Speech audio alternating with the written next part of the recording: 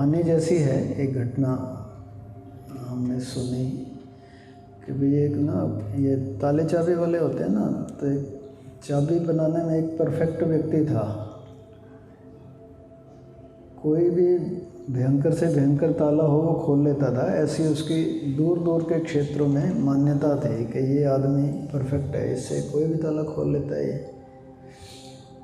तो उसको चैलेंज करने वाला कोई नहीं था। फिर एक बार एक व्यक्ति ने उसको चैलेंज किया, छोटी उम्र का लड़का था। तो सबको बड़ी हैरानी हुई कि ये इतना एक्सपीरियंस्ड नहीं है, नया नया इसने काम खोला है, ये इसको चैलेंज कर रहा है जिसका सारी उम्र का अनुभव है। तो उसने जब चैलेंज किया तो बात फैल गई गांव-गांव में और बहुत लोग इकट्ठे हो गए। उसने कहा कि मैंने एक ऐसा ताला बनाया है, एक शटर का ताला था, तो आप उसको अगर खोल के दिखा दो तो मान लेंगे। तो उसने कहा भाई कोई नहीं, खोल लेते हैं। तो बहुत लोग इकट्ठे हुए। तो उसने वो जो यंग लड़का था उसने जाके उसको अपना ताले को बंद किया और उसको इनवाइट किया कि आप आके खोलो, आप काफ़ी ख्याति उपलब्ध आदमी हो। तो उसने कहा हाँ खोल लेते हैं। तो उसने जाकर ट्राई की, वो ताला खोल नहीं रहा था उससे बहुत कोशिश की, पसीने आने शुरू हो गए, 2-4-10 मिनट हो गए, वे खुल ही नहीं रहा। तो अल्टीमेटली उसने कहा कि भाई मैं तो हार गया, मेरे से नहीं खुलता, तुम मेरे गुरु हो गए, लेकिन तुम मुझे अब खोल के दिखा दो कैसे कैसे क्या हुआ है, ये मेरे से ताला खुला ही नहीं। तो उसने जाके और कहा कि ये चाबी अंदर लगाई और बोले घुमाया नहीं उसको। उसने कहा ये खुला ही हुआ है ताला, मैंने बंद ही नहीं किया था तो इस ताले का राज ये है कि ये खुला हुआ है, ऑलरेडी ओपन्ड है ना। तो इस छोटी सी कहानी से मैं ये बताना चाहता हूँ कि हम परमात्मा की बड़ी खोज कर रहे हैं। प्रॉब्लम ये है कि हमारे ना 2 तरह के ग्रंथ हैं हमारे यहाँ। एक शब्द यूज़ होता है हमारे, जो उपनिषद के ऋषियों ने यूज़ किया और जो बड़े बड़े संत हैं जिन्होंने इस ज्ञान को प्राप्त किया वो यूज़ करते हैं। वो कहते हैं प्रस्थान त्रयी। 3 ग्रंथ ऐसे हैं जिनमें परमात्मा का वर्णन है यथार्थ में। ऐसा नहीं कि उनको पढ़ के ज्ञान उपलब्ध हो जाएगा, लेकिन परमात्मा की सीधी सीधी सट्ट बात जो है ना, अक्षरशः सत्य बात, वो अल्टीमेट है। मतलब उनसे ऊपर ही बात है, मतलब वो ट्रुथ से नीचे आते ही नहीं। वो 3 ग्रंथ हैं, गीता, ब्रह्मसूत्र और उपनिषद। उपनिषद में फिर ये हैं, वैसे तो 300 के करीब उपनिषद हैं, बट 108 उपनिषद काफ़ी पॉपुलर है ना। इनमें परमात्मा के बारे में जो भी लिखा हुआ है वो अक्षरशः सत्य है। लेकिन जितने भी पुराण हैं, रामायण है, ऐसा नहीं कि उसमें सत्य नहीं लिखा हुआ, लेकिन उसमें से सत्य खोजना पड़ेगा। उसमें सारी बात सत्य नहीं है। यहाँ तक कि महर्षि वेदव्यास जी ने पुराणों की रचना की, उन्होंने एक जगह इस बात को वर्णन भी किया है कि ये जो मैंने ग्रंथ लिखे हैं ये इस हिसाब से लिखे हैं कि भय या प्रलोभन के कारण लोग थोड़ा परमात्मा में उत्सुक हो जाएं। इसलिए बहुत सारी बातें ऐसी भी लिखी हैं जो यथार्थ नहीं है, सत्य नहीं है, सत्य के नज़दीक हैं, सत्य की तरफ ले जाएंगी, लेकिन उनको वर्ड बाय वर्ड हम फॉलो करेंगे तो सत्य तक नहीं पहुंचेंगे। तो हम लोगों को जो पढ़ाया जा रहा है अध्यात्म के नाम पे, जिसको हम स्वाध्याय कहें, ग्रंथों का अध्ययन कहें, वो ज़्यादातर ये ग्रंथ हैं। जो कथाएं चल रही हैं, भागवत महापुराण की कथा चल रही है या राम जी की कथा चल रही है, बहुत अच्छी बात है, लेकिन कहीं ना कहीं फिर हम भटक जाते हैं। हम बिल्कुल असली बात, सच्ची बात पकड़ नहीं पा रहे। जो मूल बात थी परमात्मा की, अब आप देखो बातें बहुत हो रही हैं, लेकिन परमात्मा का ज्ञान किसको हो गया है ये कहना बड़ा मुश्किल है। और क्यों नहीं हो रहा ज्ञान, परमात्मा का ज्ञान क्यों नहीं हो रहा? क्योंकि वो इतना आसान है, इतना आसान है कि वो ताला खुला हुआ है। एक्चुअली ताला बंद किया ही नहीं कभी किसी ने। अब मैं आपको एक छोटा सा एग्जांपल देता हूँ। ईशावास्य उपनिषद का एक वाक्य है, उसमें कहते हैं ईशावास्यम इदम सर्वम यत् किंचित जगत्याम जगत। हमने सुना हुआ है कि कण कण में परमात्मा है। यही बात कह रहा है उपनिषद का ऋषि कि जो कुछ भी है ना, जो दिखाई देता है, जो इंद्रियों से परसीव किया जा सकता है, सेंसेस से, जो हम देख सकते हैं, सुन सकते हैं, सूंघ सकते हैं, चख सकते हैं, स्पर्श कर सकते हैं, वो प्लस वो सारा जिसको हम इंद्रियों से देख सुन चख नहीं सकते, वो सारा मिला के परमात्मा है। उस एक तत्व का नाम परमात्मा है। उसी को विज्ञान ऐसे कह रहा है कि एक एनर्जी है total. This whole cosmos is matter plus non matter, visible energy plus invisible energy, है ना। इस टोटल का नाम परमात्मा है। यही उपनिषद का ऋषि कह रहा है। तो जब हम परमात्मा की खोज करने चलते हैं ना, तो हम कहीं ये कंसेप्शन लेके चलते हैं कि मैं हूँ और कोई परमात्मा है जिसे मैं खोज लूँगा।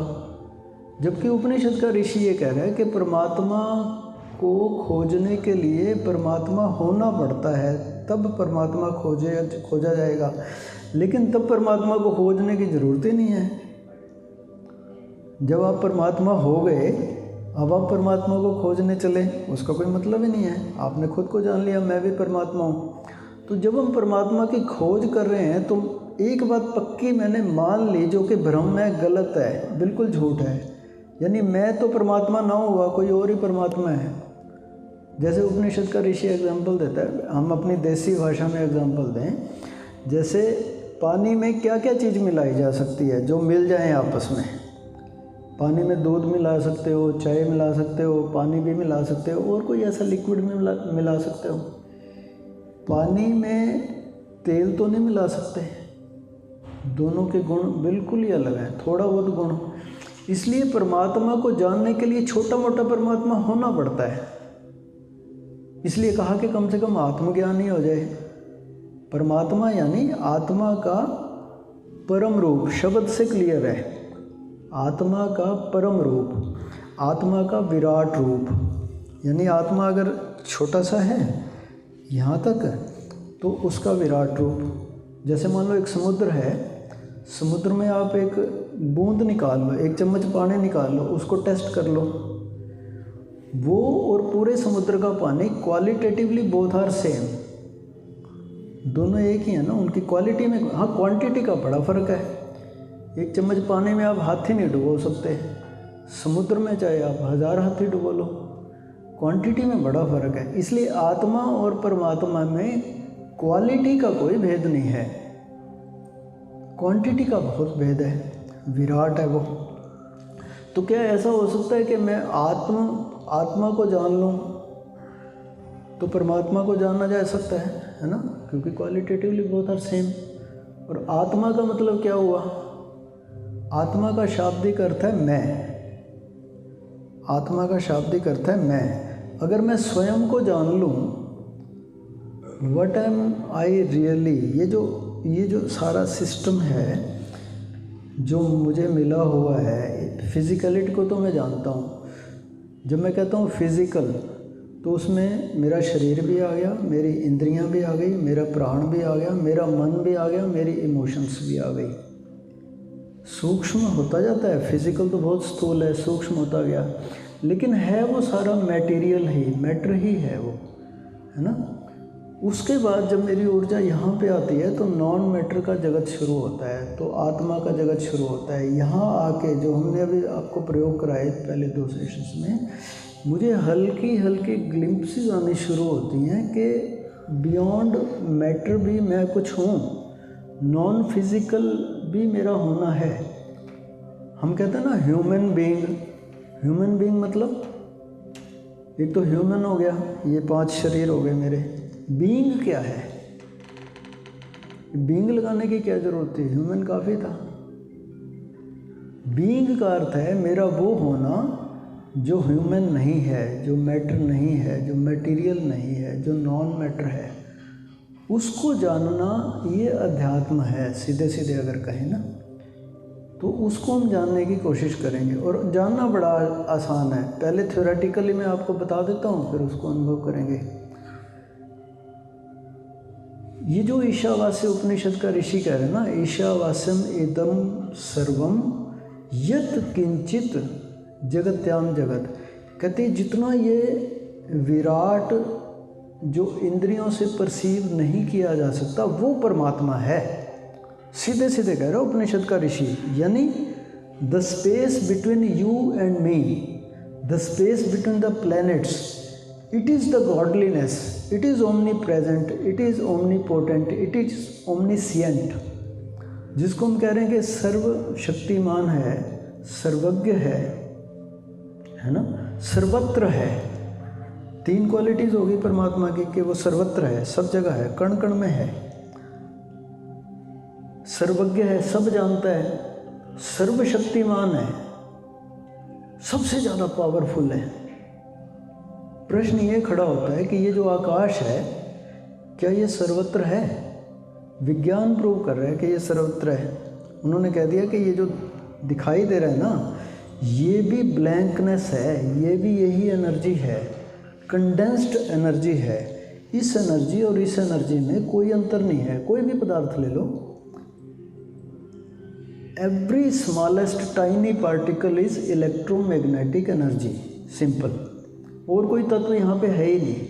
ये जो कहते हैं ना 5 तत्व से बना हुआ है पूरा संसार, उन 5 तत्वों को भी अगर तोड़ा जाए, एटॉमिक सब एटॉमिक पार्टिकल्स बनाए जाएँ, तो लास्ट में यही बचती है एनर्जी, इलेक्ट्रोमैग्नेटिक एनर्जी। तो ओमनी प्रेजेंट होगी, ओमनीसिएंट कैसे होगी भाई? ये जो एनर्जी है, ये जो ब्लैंकनेस है, ये इतनी पावरफुल है क्या? हमें लगता है हम पावरफुल हैं,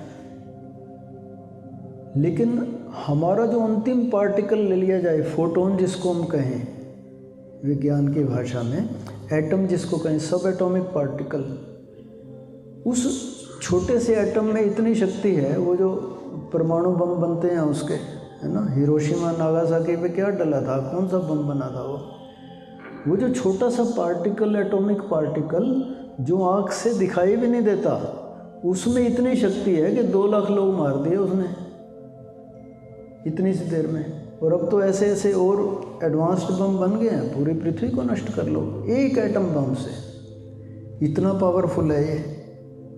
उसी एटम से मैं बना हूँ, उसी एटम से सब कुछ बना हुआ है।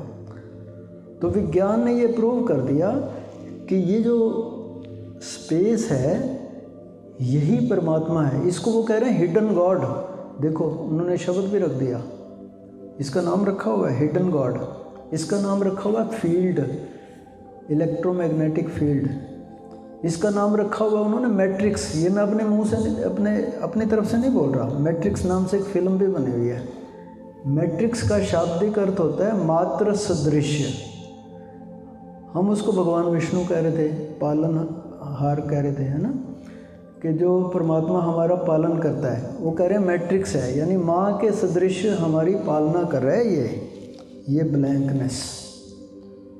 इतना पावरफुल है ये, कण कण में है, अंतर्यामी है, हमारे हृदय की सारी बात जानता है, क्योंकि वही तो है ना, और तो कुछ है ही नहीं। ओमनी पोटेंट है, ओमनीसिएंट है, ओमनी प्रेजेंट है। ओमनीसिएंट कैसे है, सर्वांतर्यामी कैसे है? अब इसके सैकड़ों जो है ना एक्सपेरिमेंट हो चुके हैं। जैसे मैं आपको एक एक्सपेरिमेंट की बात करता हूँ, उसको डबल स्लिट एक्सपेरिमेंट बोलते हैं विज्ञान क्वांटम फिजिक्स में। अब तो ये सारी बातें सिलेबस में है ना, बच्चे पढ़ते हैं आजकल। उन्होंने क्या किया, एक छोटा पार्टिकल लिया एटम का, फोटोन, है ना, छोटे से छोटा पार्टिकल, और उसको क्या किया कि उसको यहाँ से शूट किया सामने एक वॉल पे, यहाँ से शूट किया, वहाँ जाके उसको देख लिया कि यहाँ से शूट किया, वहाँ जाके स्ट्राइक किया। सिंपल, इसमें तो कुछ था ही नहीं। वो देखना चाह रहे थे कि इसमें अक्ल है कि नहीं, पार्टिकल में अक्ल है कि नहीं। जिस पार्टिकल से हम बने हुए हैं, जिस हम कहते हैं हम बुद्धिमान हैं, उन्हीं पार्टिकल से हम बने हुए हैं। ठीक है, वहाँ स्ट्राइक। फिर उन्होंने क्या किया, उसके बीच में दीवार और इस फोटोन के बीच में एक वुडन प्लेट लगा दी, वुडन प्लेट में एक सुराख कर दिया, और ये वैज्ञानिक सोच रहा है यहाँ बैठा हुआ कि ये मैंने छेद कर दिया इसमें से, यहाँ से मैं इसको शूट कर रहा हूँ, टारगेट पीछे है दीवार, देखते हैं ये इसमें से निकल सकता है क्या। इसको ये पता चलता है कि बीच में छेद है। वो चेक करना चाह रहे थे, is it conscious, is it intelligent, ये देखना चाह रहे थे। मज़े की बात ये हुई, यहाँ से इन्होंने शूट किया, वो उस स्लिट में से निकला, उस छेद में से निकला और पीछे जाके उसने स्ट्राइक कर लिया। उसने कहा भाई वाह, इसको पता चल गया मैंने छेद बनाया हुआ है कि मैं सोच रहा हूँ कि इसमें से निकले, इंटेलिजेंट है। यहाँ तक भी बात ठीक थी। उसने क्या किया, एक और छेद कर दिया वहाँ पे। अब देखता हूँ ये क्या करता है, क्या ये इतना शक्तिशाली है, इतना इंटेलिजेंट है कि दोनों में से निकल सकता है, या किसी एक में से निकलेगा, या पहले वाले में से निकलेगा कि दूसरे। वो ये सोच रहा है कुछ। फिर इसने यहाँ से शूट किया। अब ये पार्टिकल क्या कर रहा है, ये यहाँ से गया, वहाँ से जाके इसने अपने 2 टुकड़े किए, दोनों में से निकल गया। अपने आप इसने 2 टुकड़े किए और वहाँ जाके स्ट्राइक कर दिया। वैज्ञानिक ये सोच रहा है, इसको कैसे पता कि मैं ये सोच रहा था कि ये दोनों में से निकले। ऐसे सैकड़ों उन्होंने एक्सपेरिमेंट किए कि जब हम इसको ऑब्ज़र्व करते हैं ना, तो ये इसको पता चलता है कि हम क्या सोच रहे हैं। इसको हमारे उपनिषद का ऋषि कह रहा था कि ये कॉन्शियस है, ये इंटेलिजेंट है, ये सुपर इंटेलिजेंट है, ये सर्वांतर्यामी है, ये हमारे भीतर की बात जानता है।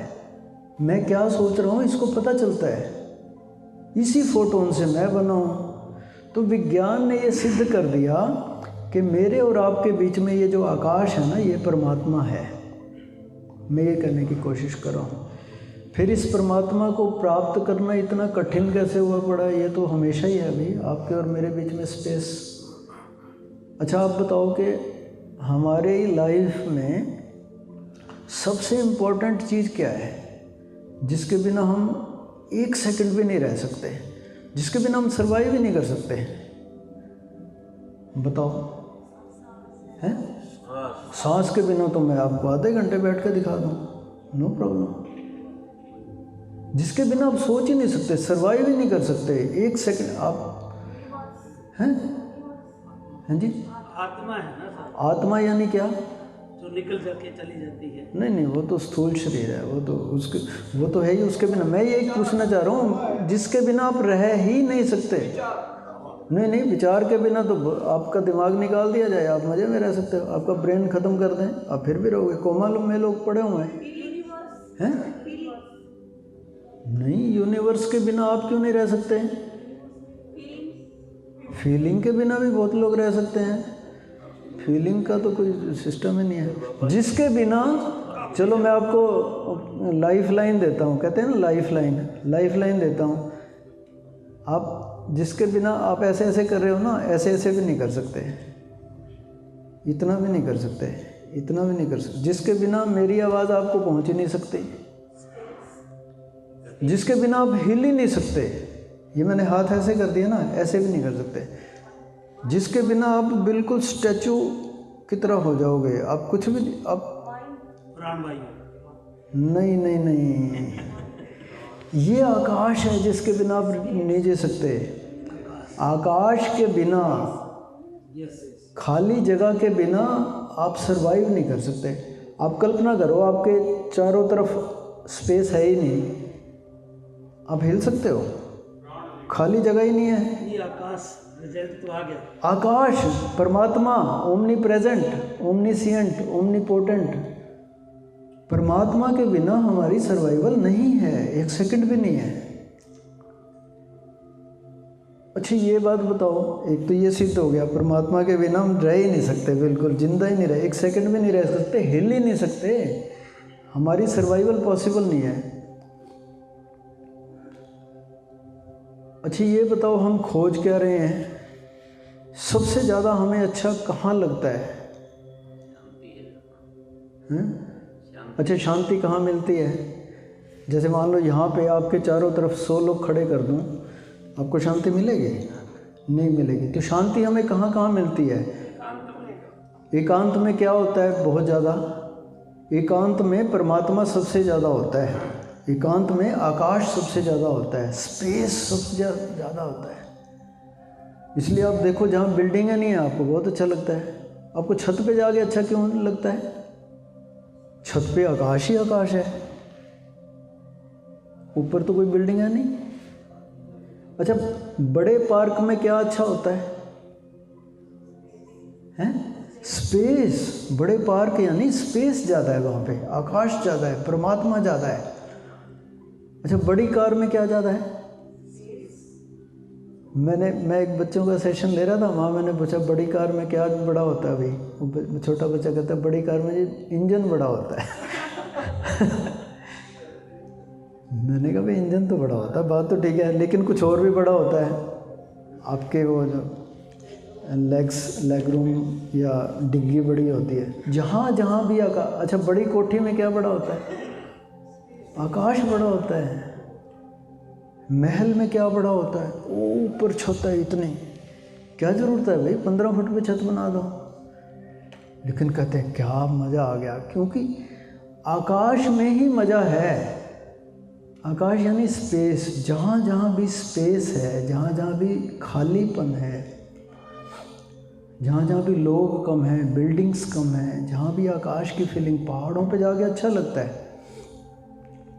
बस पहाड़ है और सामने सारा पहाड़, जहाँ पे भी है वैली भी है, वहाँ पे स्पेस ही स्पेस है। तो जहाँ पे भी आकाश ज़्यादा है वहाँ पे हमें बहुत अच्छा लगता है। यानी जाने अनजाने we love God, we love space. लेकिन परमात्मा को पाना इतना कठिन हो गया है। मैंने सुना, एक मजाक ही है, एक्चुअली तो हो नहीं सकता, कि एक मछलियों की मीटिंग हुई समुद्र में। मछलियों की मीटिंग हुई, अब उसमें तो लाखों मछलियाँ थी, तो सारी मछलियों को तो बुलाया नहीं। मछलियों में जो बड़ी बड़ी मछलियाँ थी, जो उनके रिप्रेजेंटेटिव, जैसे हमारे यहाँ यूनियन के प्रधान होते हैं, सेक्रेटरी होते हैं, उनको बुलाते हैं मीटिंगों में। तो बड़ी बड़ी मछलियाँ, जो फन्ने खां, जो उनके ओहदेदार, उन सारी मछलियों को बुलाया, तो भी वो सैकड़ों हज़ारों मछलियाँ हो गई। मीटिंग का विषय क्या था? विषय ये था कि समुद्र की खोज कैसे की जाए। समुद्र में मीटिंग हो रही है, समुद्र में मछलियां हैं, और मीटिंग का विषय क्या है? समुद्र को कहाँ खोजें, समुद्र को कैसे खोजें, समुद्र को प्राप्त कैसे किया जाए, समुद्र को प्राप्त करने की विधा क्या है,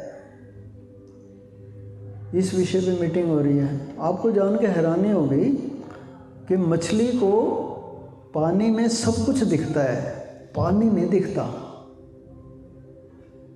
ये वैज्ञानिक कह रहे हैं। मछली को आप आटा डालो, आटा दिख जाएगा उसको, लेकिन जिस पानी में आटा है वो पानी नहीं दिखता उसको, पानी की फीलिंग नहीं होती।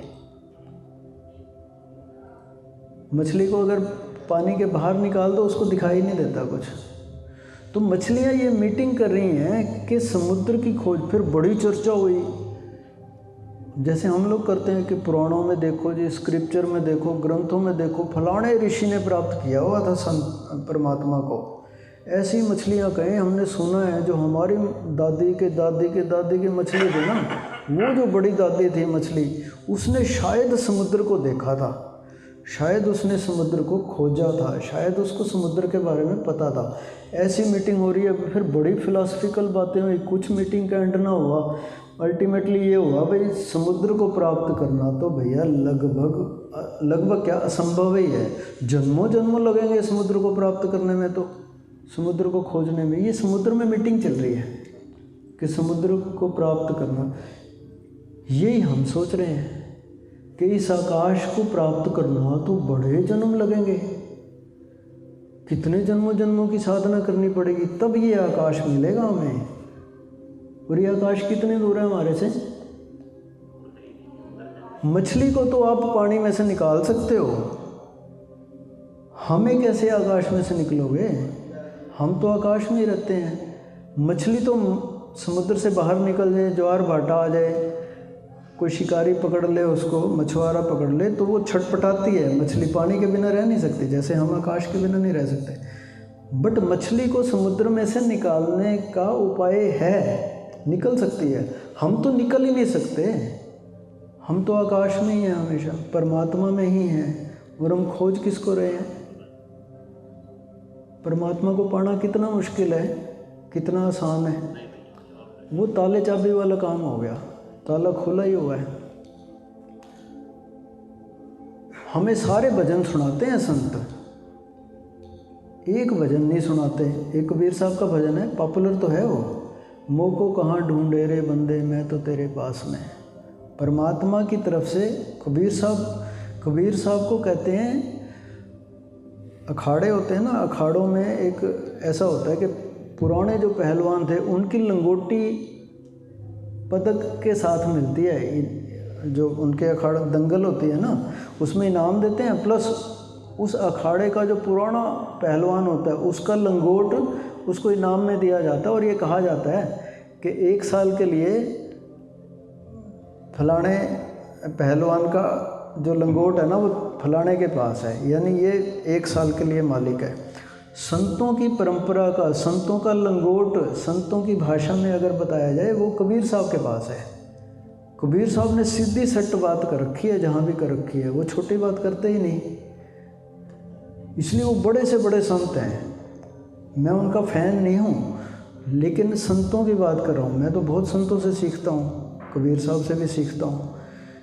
कबीर साहब का ये गाना, वो कहते हैं मोह को कहाँ ढूंढे रे बंदे मैं तो तेरे पास में, मैं तो तेरे पास ही हूँ, तो मेरे को कहाँ ढूंढता फिरता है। परमात्मा की तरफ से बोल रहे हैं कबीर साहब कि परमात्मा ऐसा बोल रहा है। परमात्मा फिर क्या कहता है, वो पूरा गीत है, ना मैं जप में, ना मैं तप में, ना मैं पूजा उपवास में, ना मैं तीर्थ, ना मैं गंगा, ना काशी काबा कैलाश में, पता नहीं सारा लिख दिया। जहाँ जहाँ हम परमात्मा को ढूंढते हैं, कबीर साहब कह रहे हैं वहाँ वहाँ मैं नहीं हूँ। परमात्मा की तरफ से कह रहे हैं वहाँ वहाँ मैं नहीं हूँ। लास्ट में जाके कहते हैं खोजी हुए तो तुरंत ही मिली हूँ। देखो क्या कह रहे हैं, हम परमात्मा के बारे में क्या कह रहे हैं, बड़े जन्म लगेंगे, बहुत साधना करनी पड़ेगी, बहुत तपस्या करनी पड़ेगी। कबीर साहब कह रहे हैं खोजी हुए तो तुरंत ही मिली हूँ, अभी इस सेकंड।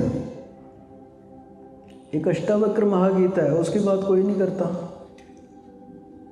अष्टावक्र संगीता कोई नहीं पढ़ाता। वो रामायण तो पढ़ाते हैं सारे, रामायण की निंदा नहीं है, रामायण में सारी बातें लिखी हुई हैं, पर ढूंढनी पड़ती हैं कहाँ कहाँ लिखी हुई हैं। कहते हैं खोजी हुए तो तुरंत ही मिली हूँ, पल भर की तलाश में। फिर क्लैरिफाई कर रहे हैं, 1 सेकंड में मिल सकता, अभी कहाँ मिलेगा, कैसे मिलेगा। कहत कबीर सुनो भाई साधो, 2 सांसों की सांस में। लास्ट में क्लू दे दिया, कहाँ ढूंढो, वो जो मैं आपको एक्सपेरिमेंट करा रहा था। परमात्मा कहाँ मिलेगा। भोजपुरी भाषा में सांस के 2 मतलब होते हैं। एक सांस का मतलब ये ब्रेथ, एक सांस का मतलब है भोजपुरी भाषा जो कबीर साहब यूज़ कर रहे थे, सांस मैंने गैप, अंतराल। 2 सांस के बीच में जो अंतराल है ना, गैप है, जो मैं आपको अभी करा रहा था कि सांस अंदर गई, रुकी, फिर बाहर गई। वो जो गैप था, जब सांस रुकी हुई थी, कबीर साहब कह रहे हैं वहाँ मिलूँगा। किस रूप में मिलूँगा, एक फिर सांस बाहर गई, सांस अभी अंदर नहीं आई, रुकी हुई है 1 सेकंड के लिए, फिर अंदर आई। ये जो 2 गैप्स हैं, हमारे यहाँ हिंदुओं ने कहा संध्या समय 2 ही हैं, 2 समय में परमात्मा मिलेगा, सुबह शाम को 2 संध्या। सुबह कब, जब रात तो ख़त्म हो चुकी है, दिन अभी शुरू नहीं हुआ, वो जो छोटा सा अंतराल है, या रात को, शाम तो ख़त्म हो गई, रात अभी शुरू नहीं हुई, वो गैप, इसलिए उसको कहा 2 संध्या, 2 गैप्स। वो सांस के गैप्स हैं, वहाँ पे मिलूँगा, वहाँ पे सब रुका हुआ है, वहाँ पे पता चलता है। क्या इंडिकेशन है, क्या पता चलेगा। 2 सांसों की सांस में कहते हैं कहत कबीर सुनो भाई साधो। सुनो का संत आमतौर पे ये अर्थ बता देते हैं, कबीर साहब कह रहे हैं अपने साधुओं को भी मेरी बात ध्यान से सुनो। नहीं नहीं नहीं नहीं, सारे शब्दों में उन्होंने कहा कोई भी शब्द उठा लो, कहते हैं सुनो भाई साधो, सुनो भाई साधो। कहते हैं वो जो गैप है ना दो सांस के बीच में, वहाँ मेरी आवाज़ सुनाई देगी, मैं नहीं हूँगा, मेरी आवाज़ क्या है? ओंकार। भगवान कृष्ण गीता में कहते हैं वेदों में मैं ओंकार हूँ। हम ओंकार के नाम पे क्या कर रहे हैं? ओम ओम ओम ओम। सारे ग्रंथ, सारे उपनिषद ये कह रहे हैं ओंकार यानी शब्द, ओंकार यानी एक साउंड। जब हम मेडिटेशन करते हैं हमें एक साउंड सुनाई देती है, एक नाद।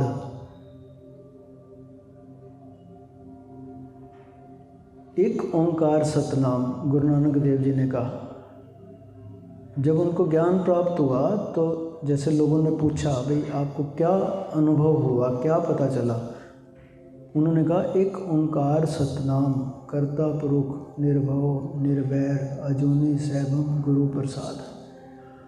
कहते हैं वो एक है परमात्मा सारा, इंक्लूडिंग मी। और क्या है उसका स्वरूप? उसकी एक ध्वनि सुनाई देती है, उसको हम ओंकार कहते हैं, उसको हम ओम कहते हैं, नाम कहते हैं, शब्द कहते हैं, शब्द कीर्तन। हमारे यहाँ जितने भी धर्म हैं सब में कोई ना आपस में बैर भाव है, कोई कुछ कह रहा है, कोई कुछ कह रहा है ना। जैसे अब हमारे सिख भाई जो हैं ओंकार की बात तो कर रहे हैं, लेकिन वो कहते हैं भाई गुरु गुरु कुछ नहीं, बस ग्रंथ गुरु है ना। और बुद्ध महावीर हुए, हमारे यहाँ ये हुए। महावीर कहते हैं आत्मा तो है परमात्मा नहीं है, बुद्ध कहते हैं आत्मा भी नहीं है परमात्मा भी नहीं है। देखो कितना फ़र्क हो गया। हिंदू कहते हैं भाई आत्मा भी है परमात्मा भी है, हिंदू कहते हैं पुनर्जन्म भी होता है, क्रिश्चियन कहते हैं नहीं पुनर्जन्म कोई नहीं होता। बाइबल में लिखा है there was a word in the beginning, ओंकार की बात वो भी करते हैं। मुसलमान कहते हैं परमात्मा जो है ना 7वें आसमान पे है, यहाँ नहीं है। ज़मीन पे सिर्फ एक ही जगह है, काबा में, और कहीं नहीं है। सारे अलग अलग बातें कर रहे हैं, लेकिन सारे धर्म एक बात पे राजी हैं कि एक ध्वनि सुनाई देती है, उसका नाम ओंकार है। सारे उसको अलग अलग कह रहे हैं। मुसलमान उसको कह रहे हैं सदाए आसमानी, इस आसमान में एक सदा है, एक आवाज़ है ना।